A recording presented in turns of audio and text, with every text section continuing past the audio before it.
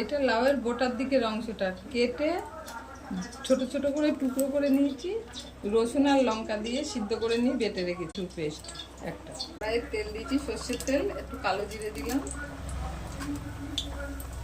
একটা শুকনো লঙ্কা দিলাম, একটু লবণ দিয়ে নিলাম, একটু চিনি দিয়ে দিলাম, দিয়ে দিলাম।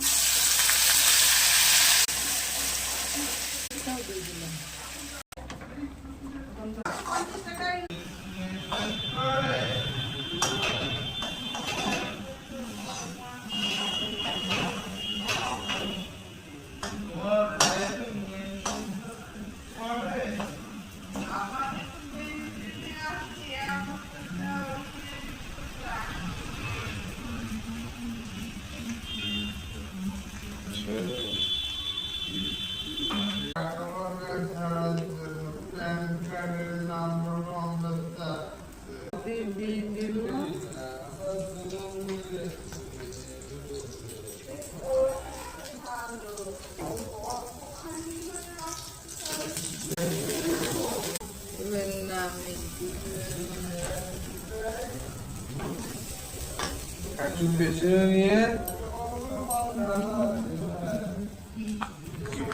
জিরো